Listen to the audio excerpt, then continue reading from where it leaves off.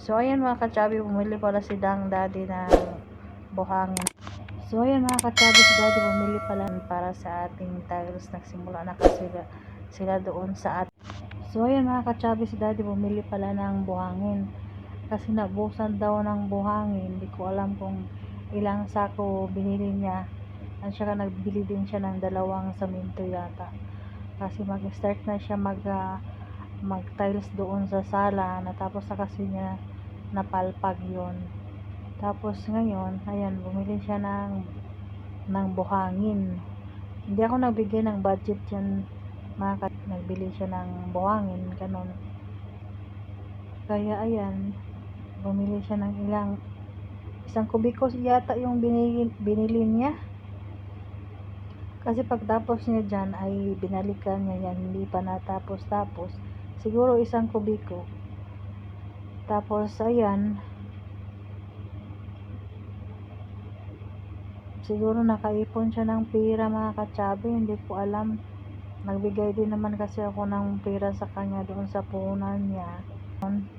Bumili siya ng kaunti-unti na buhangin kasi ay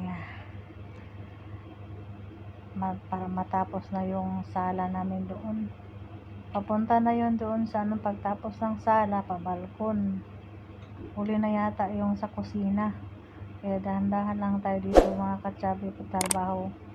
Hindi ko na yan pinatrabaho sa iba, hindi na ako nakuha ng libor. Sabi din kasi niya ay sayang daw yung libor kaya siya na lang nagtrabaho. Basta lagyan lang yung samento, pwede na, madikit na yon. So ngayon dito mga katsabi, nagtulungan na naman kami dito.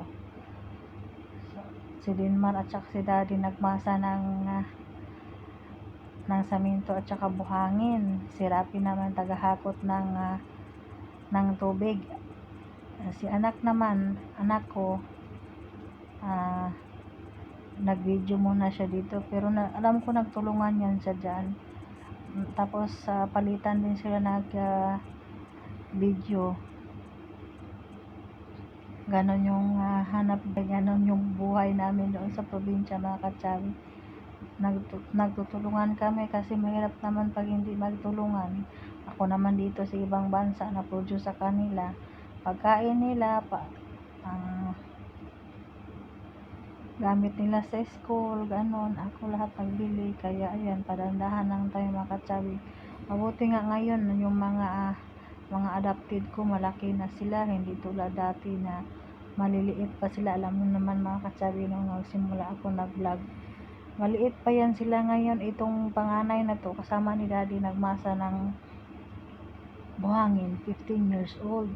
Kaso lang mga katsabi, hindi ko alam ang sobrang payat nila. Ang lakas naman kumain nito, hindi ko alam ba't ang payat-payat nitong mga bata na to. Siguro pag magkapira ako, bibilhan ko to ng ascorbic acid.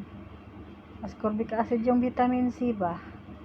Kasi yun, pangpalakas ng buto at saka pangpalakas ng katawan. Siguro tataba sila bibili ako ng 1 karton o 2 karton, mura lang naman yun. So pag okay na tong patay sila dito at saka may extra tayo ng pera, bibili tayo ng vitamins dito sa mga bata na to. Kasi sobrang mga papayat ang mambot. Ang lakas naman na kumain itong mga bata na to, hindi ko alam ba't ang papayat nila. Kaya yan mga katsabi, ngayon ang laki na talaga nila. Ito si Denmark 15. So bali sa sala, punta yan sila ng balkon. Baka sa kusina huli na yun mga katsabi kasi ay yung budget ba. Hindi ako nagbigay sa kanya ng budget para sa bumili ng buhangin at saka semento. Siguro meron na siyang mga komisyon doon sa negosyo niya. So ayan, bumili siya ng buhangin unti-unti at saka sa semento. At saka pala sila mga katsabi, pakita ko sa inyo mamaya. Nagawa sila ng hagdanan doon sa ating balkon.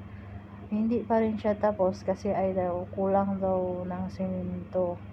So malaman ko bukas kung magsemento naman sila ulit ng video sa akin kung tapos na ba yun doon sa balkon. Pero yung sa tiles mga kachabi ay nagsimula naman sila sa sala. Kaya ayun, happy naman ako kasi palagi kong sinasabi sa kanya, sana matapos na yung sa sala para mag-umpisa na kami doon sa creepies para malagyan na namin ng lagayan yung creepies ba. So, dahan-dahan lang tayo kasi wala tayo pang libor. So, si daddy na lang nagtrabaho. Sabi ko, hinahinay ka na lang magtrabaho dyan. Napalpag siya. Tapos yung palpag. So, ngayon, start na siya lang pag tiles.